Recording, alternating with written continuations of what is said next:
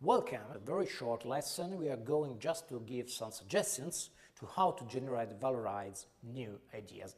We hope good ideas, but not only good ideas. So our topics now are how to generate some good new ideas, some suggestions about that, and how to identify the good ones. We can use some suggestions, take from very different researchers and very different position of authors, of very different authors about this topic. So, first point, first really true reality, that is more ideas usually means better ideas.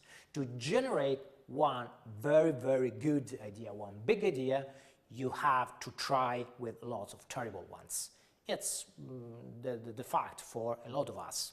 In creativity, it is not important how many times you fail, but the few times you have the great, the big idea that is a success for you, for your organization. And that's a really true things when we talk about creativity. Another point is that for you is either the failure of failing or of inaction. In fact, it's true that if you never act, if you never try, you never fail. But if you never try, you never succeed too.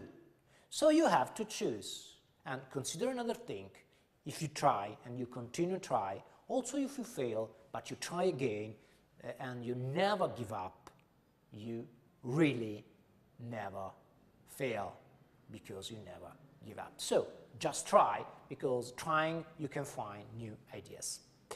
Another thing is that usually it's easier to improve an existing idea or an existing product than to create something completely new from scratch. So you know that innovation is also recombination of things.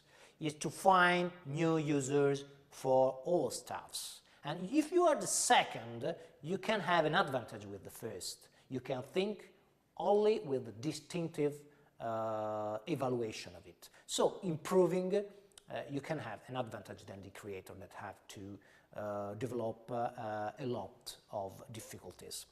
So think into existing things, existing product, existing service, and then try to improve them, thinking of them in a completely different way, or improving them, thinking to who use it as a user of the same product.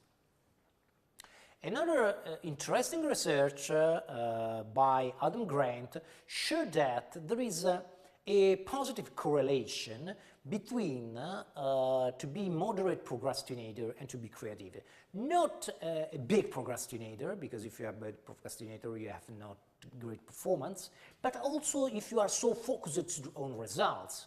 But if you are a moderate procrastinator, you can get really very interesting results. So you can read the researches by Adam Grant, because it's incredible. That's the fact that moderate procrastination gives your mind time to consider divergent ideas, to think in non-linear way, to make unexpected leaks, more than to focus on your job, to focus on the result. So start thinking, stop a few, then start again, and that can increase your creativity. Another point is to let your brain make strange connections. Good ideas come from unusual connections. That's why it's new. Of course, not all the unusual connections are good ideas, but it's easier to create new ideas. And the more you create ideas, the more you have the probability to generate a great idea. So, make connection between things, between thoughts, and also between people.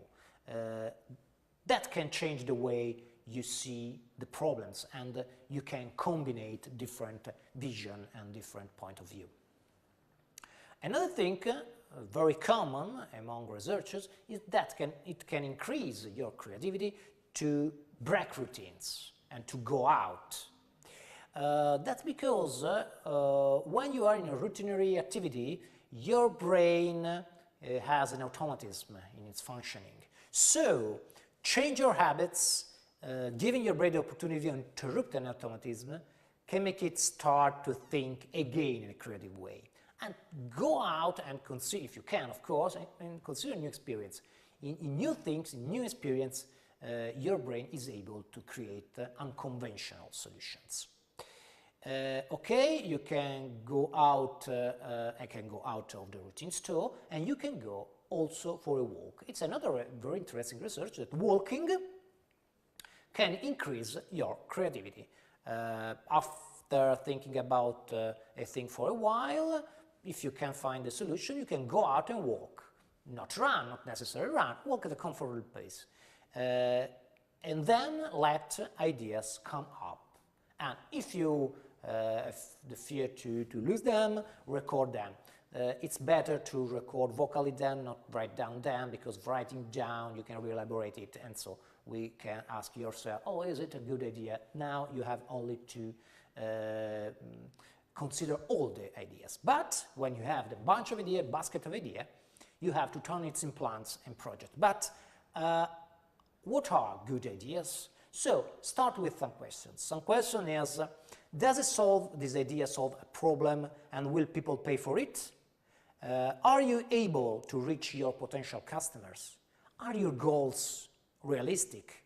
Are you passionate enough about it? Can you explain your idea in simplest terms? If you answer yes to all these questions, your idea is mature to be a next plan, and perhaps it's a good idea. If the answer is no, almost then, so change idea, take another idea from your basket, from your bunch. So another thing that someone said is, don't have any exit strategy when you start your idea, because having an exit strategy reduces the attention of your unconscious on the success of plan. So focus on your problem without contemplate the failure. Of course, you can tend to the failure if and when it will come, but it's not now the moment when you implement a new idea.